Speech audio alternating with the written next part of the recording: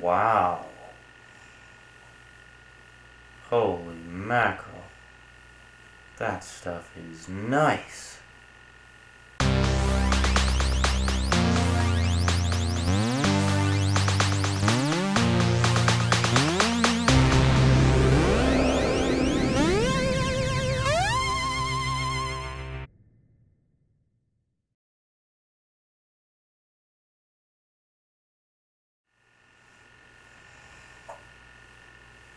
Oh, hi, Jason.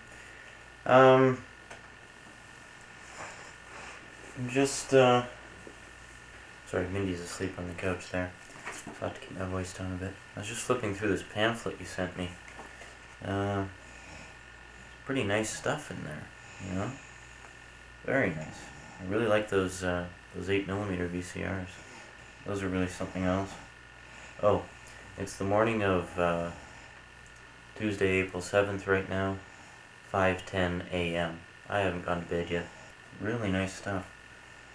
I thought the effects for the beta machine were pretty interesting too. Only thing is, most of that stuff you can do with the toaster, you know? So there's not really much need for that. But what I could use is one of those 8mm VCRs. I mean, don't get me wrong, the beta effects were neat and all, it's just, you know, I don't really have any use for that. But I do have use for an 8mm VCR, and I must say these are nice. Really nice. If possible, I'd like to get one that's in stereo, because the one I have here is the Sony EVS-1. It's from a few years back. It's about a 1988 or 89 model, I believe. Really nice machine though, capable of recording in PCM stereo and the whole works. Anyway, next up, I have something rather interesting to show you. This game here, Rise of the Dragon. It's a computer adventure game. Not like a Dungeons and Dragons style game. This is more of a sort of an interactive movie, anyway, but not in the same way that Another World or Out of This World and the Dragon's Lair and Space Ace games are. This one is a lot different. Yeah, here's the comic book here, blazing color. Anyway, this is the point on the tape where you're supposed to read the comic. If you read it like right before you watch the next segment, you'll have it all fresh in your mind and everything. A bit of the story in the comic is reviewed in the actual game, but not the whole thing. You kind of have to read the comic to get the full story. Rise of the Dragon is sort of an interactive movie. If you've ever seen Blade Runner and liked it, you'll probably like this one. As you probably no doubt know by now, I'm a big Blade Runner fan. And incidentally, I'm a big Terminator fan as well. Matter of fact, I recently purchased the Laserdisc. Ooh, nice and shiny there too. That looks pretty nice in the picture. Yeah, I recently purchased the Laserdisc of the first movie, just so I wanted to see the first one again before I saw the second one, so that, you know, the plot and everything of the first one would be fresh in my mind. And I plan to purchase the second one as soon as I can. There's no rush though, because I've just seen it, eh? But I have every intention of getting an excellent movie. Anyways, let's not get off track. Rise of the Dragon is sort of a sci-fi murder mystery, action-adventure, suspense, intrigue, drama, with a few smatterings of humor thrown in and satire, that I thought you might enjoy. The story takes place over the course of 5 days, so over the course of the next few video letters I'm going to be showing you basically 1 day's worth of the story. Unless, like, very little happens in a day, in which case I'll show you 2 days or whatever. For example, towards the end of the game, not a lot is going on for some parts. There's just a lot of waiting around, so I'll show you like the last 2 days in one. Anyway, for now, I'm just going to show you the first day, just to sort of, you know, get you into the story. And the first day more or less just sort of sets up the story. This isn't a really action-oriented story, or an action-oriented game. There are a couple of arcade sequences in it, like beat-em-up type sequences in it, but that's not what the whole game is. Most of the game is you play a private investigator, and most of it is investigating. You question suspects and so forth. And I find most of the drama in the story takes place in the conversations, which is quite interesting. It's quite refreshing, actually, from the average kind of adventure game where you just go around hacking and slashing your way through it and killing monsters and everything. Well, this is different. This is a much more realistic environment. You'll notice as well in watching it, there's a lot of incidental animation. Like, for example, people walking around on city streets, passing traffic, helicopters flying by, cranes working off in the distance, and stuff like that. Little things, papers blowing in the wind, all these little things that really sort of add a lot to the atmosphere and the general look and feel of the game, which I think make it quite a unique experience. And I really enjoyed it, and I thought maybe if you were looking for something different, you might like to have a look at it as well. I don't think there's a Commodore 64 version available, unfortunately, but what can you do? Who cares? You got your Amiga buddy here, me, to show you all the Amiga stuff anyway, so there you go. If you do get a computer, though, by all means get an Amiga, then we can swap software and everything, because I got a whole shitload of software. That's only if you get an Amiga. I mean, I'm sure getting a new computer is one of the last things on your mind right now. Great camera, by the way. I envy you. You've got a lot of features that I don't. Like the F45, which I have, is a very basic camera, as I'm sure you're aware. It just has the very basic features. I think the most elaborate feature on it is macro and autofocus, which I never use anyway.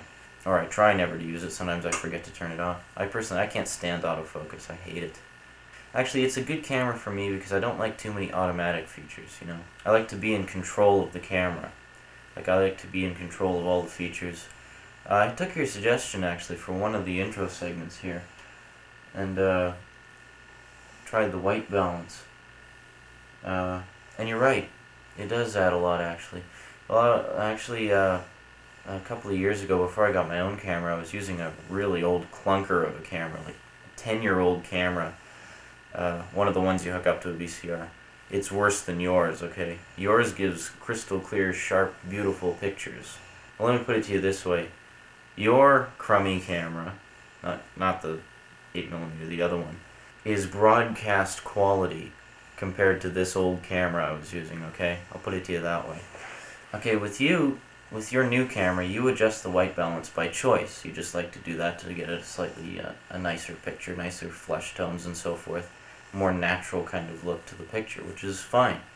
However, with this old camera I was using, you had to adjust the white balance constantly.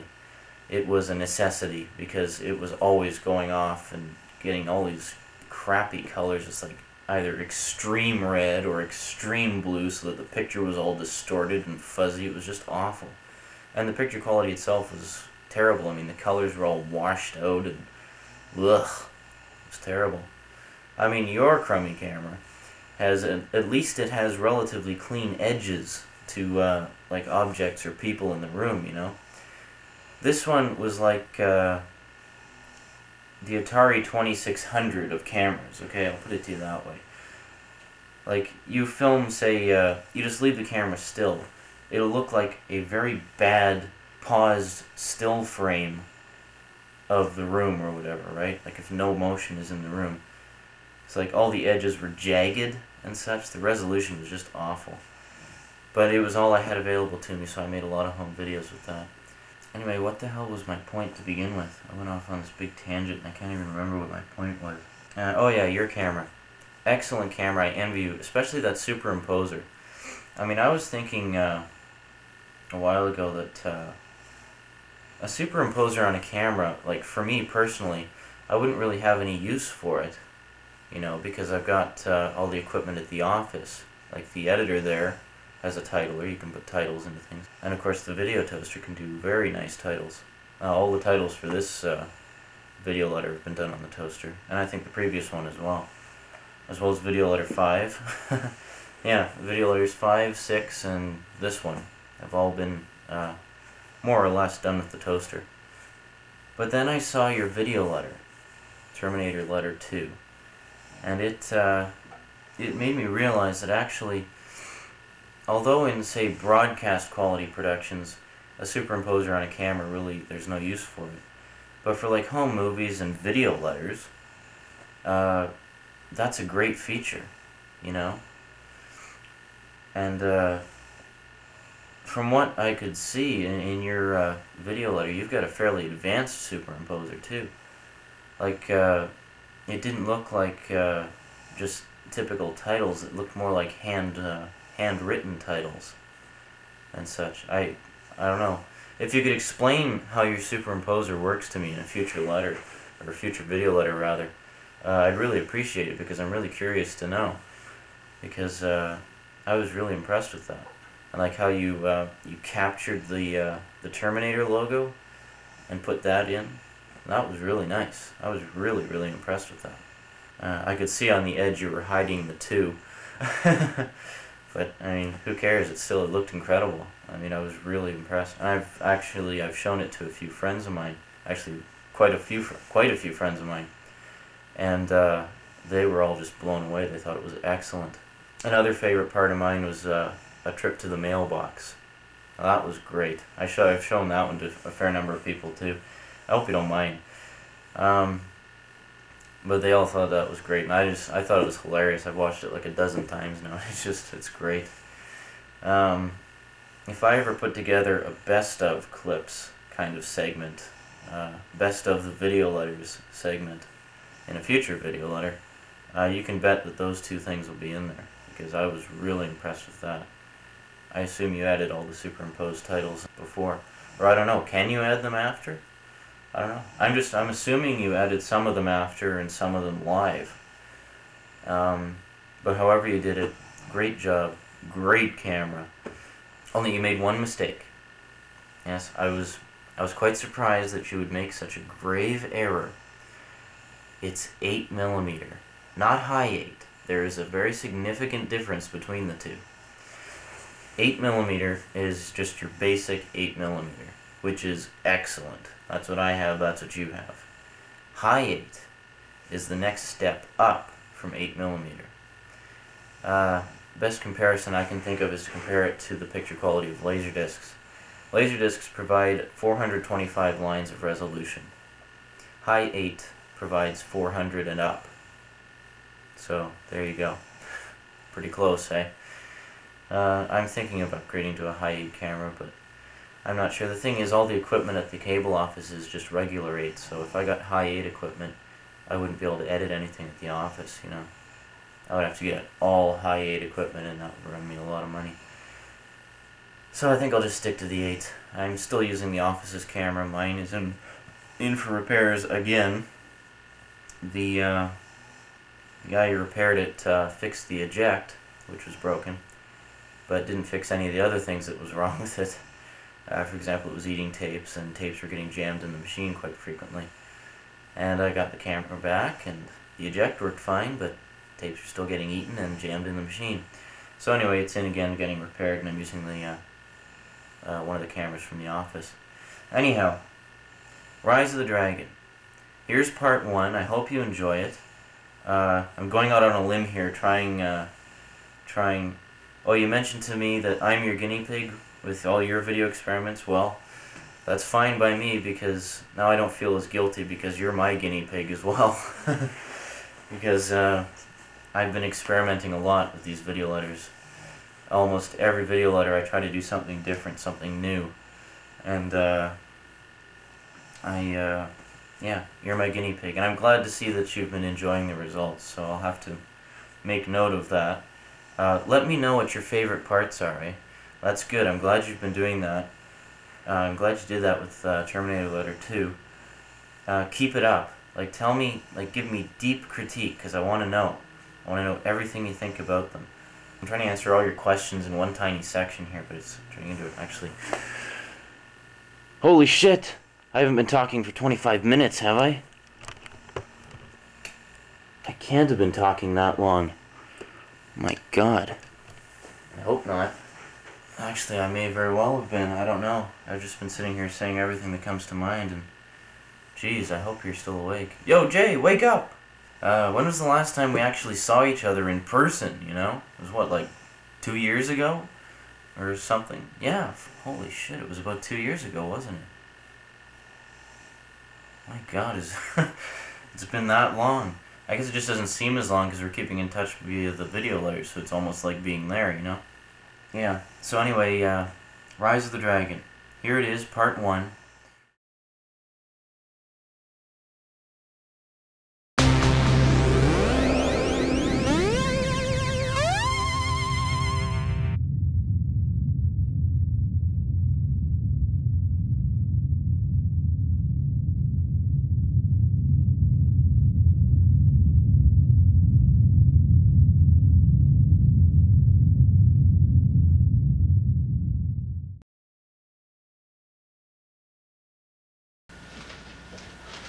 Just got the mail. Yeah, we'll see what we got today. Sean, your package arrived. Hey, all right. Oh, forget this stuff. Let's get on to the real stuff here.